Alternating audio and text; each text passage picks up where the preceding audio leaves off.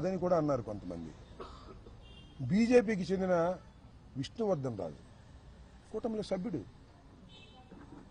సభ్యుడు అంబటి రాంబాబు ఇంటి మీద దాడి చేయటం తప్పు అన్నాడు. సిపిఐ నారాయణ ఏదైనా దాడులు చేయటం తప్పు అన్నాడు. అలాగే జడ శ్రావణ కుమార్ తీవ్రంగా ఖండించాడు. జనసేన రజని ఒక మహిళ, ఆమె జనసేన మహిళగానే తెలుసు నాకు, ఆమె ఇంటి పేరే జనసేన నాకు తెలిసినంతవరకు, ఆమె కూడా ఖండించింది తప్పు అంబటి రాంబాబు మీదని. కారణం ఊరు చెప్తా దానికి. ఇక్కడే ఎన్టీ రామారావు విగ్రహం దగ్గర, అప్పుడు ఎన్టీ రామారావు విగ్రహం లేదు, వంగవీటి మోహన్ రంగా విగ్రహాన్ని పెడుతుంటే మా ప్రభుత్వంలో అబ్జెక్ట్ చేశారు ఆఫీసర్స్. అందరూ నా దగ్గరికి వచ్చారు. అందరూ వంగవీటి మోహన్ రంగా అభిమానులు అంటే కాపులు వచ్చి, సార్ ఈ బొమ్మ ఇక్కడ పెట్టించాలి సార్, మీ ప్రభుత్వంలో కలెక్టర్ ఒప్పుకోవట్లేదు, ఎస్పీ ఒప్పుకోవట్లేదు, కమిషనర్ ఒప్పుకోవట్లేదు అంటే, అబ్బాయి మీరు అందరూ వచ్చారు కదా, మీలో జనసేన వాళ్ళు ఎంతమంది అని అడిగారు, వైసీపీ వాళ్ళు ఎంతమంది అడిగారు. ముఖమాటం లేకుండా చెప్పండి, చేతులు పైకెత్తండి అన్న. ఆ వచ్చిన 50 మందిలో వైసీపీ వాళ్ళు ఎవరంటే నలుగురు ఎత్తారు. నలుగురే. జనసేన వాళ్ళు ఎంతమంది ఎత్తారు తెలుసా? 40 మంది పైన ఎత్తారు. చెప్పే అప్పుడు నేను, మీరు జనసేన అయినా వంగవీటి మోహన్ రంగారావు గారి మరణం తర్వాత తొలిసారిగా శాసనసభకు వెళ్ళినటువంటి అంబటి రాంబాబుకి ఆయన అంటే గౌరవం ఉంది. మెజార్టీ జనసేన ఉన్నా సరే అక్కడ బొమ్మ ప్రతిష్ఠించే బాధ్యత నాదని చెప్పా. కలెక్టర్ని కన్వెన్స్ చేశా, కమిషనర్ని కన్వెన్స్ చేశా, ఎస్పీని కన్వెన్స్ చేశా, బొమ్మ ప్రతిష్ఠింపజేశా. ఆ రోజున నన్ను పిలిచారు. సరే చాలా మంది పిలిచారు కాపుల్ని. ఆ రోజు రజనీ కనపడింది, ఈ అమ్మాయి.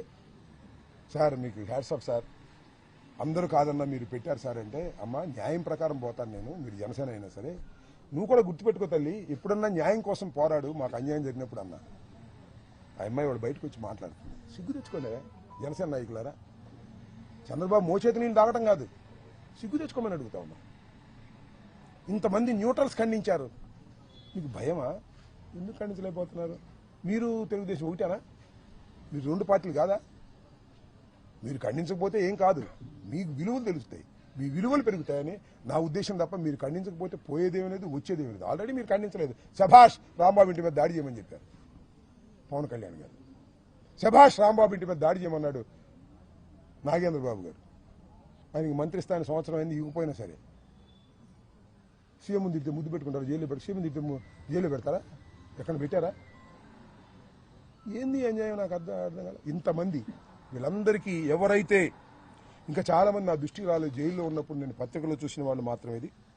వీళ్ళందరికీ ఎవరైతే సిపిఐ నారాయణ గారు, విష్ణుకుమార్ రాజు గారు, జడా శ్రీవణ కుమార్ గారు, జనసేన రజనీ న్యాయవాది గారు, వీళ్ళందరికీ నా హృదయపూర్వకమైనటువంటి ధన్యవాదాలు. ప్రజాస్వామ్యంలో మీరు మాట్లాడవలసిన పద్ధతిలో మాట్లాడారు. తర్వాత మీరు కావాల్సి చంద్రబాబు సపోర్ట్ చేసుకోండి, జనసేనకు సపోర్ట్ చేసుకోండి, మీ విలువలు పెరిగాయని కూడా ఈ సందర్భంగా నేను చెప్పదలుచుకున్నాను. దాంతోపాటు ఏబి వెంకటేశ్వరరావు గారు ఐపీఎస్, ఆయన ఏం మాట్లాడు తెలుసుగా, మాట్లాడాడు ఆయన కూడా. ఏమని? ఎన్టీఆర్ ఆఫీస్ మీద, తెలుగుదేశం ఆఫీస్ మీద దాడి చేసినప్పుడు మీరు యాక్షన్ తీసుకుంటే ఇలాంటి దాడులు జరిగాయి కాదని, అంటే ప్రతీకార చర్యలు చేసుకోవచ్చని చెప్పాడు ఏబి వెంకటేశ్వరరావు గారు. చెప్తాడు ఆయన ఏబి వెంకటేశ్వరరావు గారు అయ్యే చెప్తాడని నాకు తెలుసు. ఆయనకు కూడా ధన్యవాదాలు. ఐపీఎస్ ఆఫీసర్ గారు, మీరు చెప్పారే తెలుగుదేశం ఆఫీస్ మీద దాడి జరిగితే మీరు యాక్షన్ తీసుకోలేదు కాబట్టి ఇలాంటి దాడులు దొరుకుతాయని, అది గుర్తొచ్చింది ఆయనకి.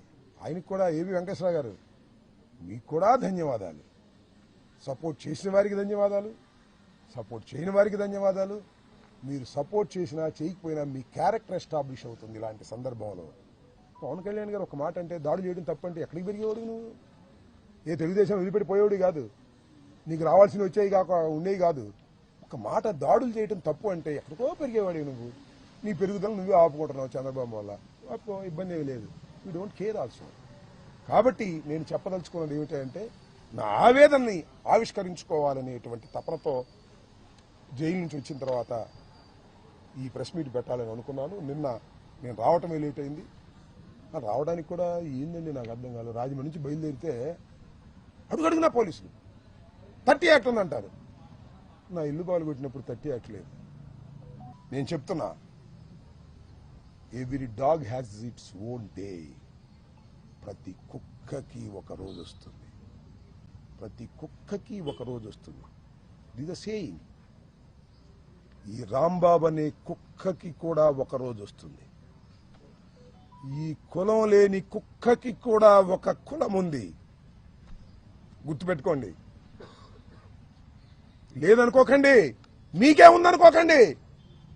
ఈ కులం లేని కుక్కకి కూడా ఒక కులం ఉంది. ఈ రాష్ట్రంలో కులాల ప్రస్తావన చేస్తుంది మీరు, నేను కాదు. గుర్తుపెట్టుకోండి చంద్రబాబు నాయుడు గారు. You monitored everything. ప్రతి క్షణము మీరు మానిటర్ చేశారు. పెమ్మసాని మానిటర్ చేశాడు. ఎస్పీ వచ్చాడు ఇక్కడికి.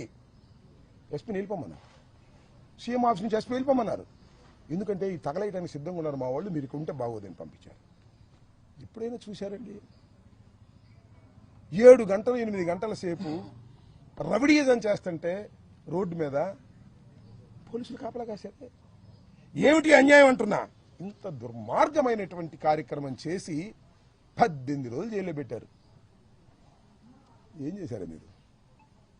18 రోజులు జైల్లో పెడితే రాంబాబు భయపడతాడా? రాంబాబు భయపడతాడా అంటున్నా. 89లో రాజకీయాల్లోకి వచ్చిన వాడిని, విద్యార్థి దశ నుంచి రాజకీయాల్లో ఉన్నవాడిని, అనేక ఆటుపోట్లు ఎదుర్కొన్నవాడిని. రాగానే నేనేది అందరం ఎక్కలా, కష్టపడి పైకి వచ్చా. విద్యార్థి దశ నుంచి కూడా నన్ను భయపెడతారా? కేసులు పెట్టి భయపెడతారా? కేసులు పెడితే భయపడతానా? జైల్లో ఉంటే భయపడతానా? 18 రోజులకే బెయిల్ వచ్చింది. 18 మాసాలకు వచ్చిన ఈ అంబటి రాంబాబు చెక్కు చెదరడని కూడా మనం చేస్తున్నాం. రెడ్ బుక్లో అంతవరకే రాశారా? నాకు ఇది ఇన్ఫర్మేషన్ ఉంది. ఎలిమినేట్ చేసేయాలని కూడా రాశారట. పోలీసుల సహకారంతో చంపేయాలని కూడా రాశారంట. లోకేష్ నాయకత్వంలో, చంద్రబాబు నాయకత్వంలో పోలీసుల సహకారంతో చంపైనా చంపేస్తాను. ఎందుకంటే పోలీసుల సహకారంతో మనుషుల్ని హత్య చేసేటటువంటి అలవాటు ఉంది చంద్రబాబు నీకు.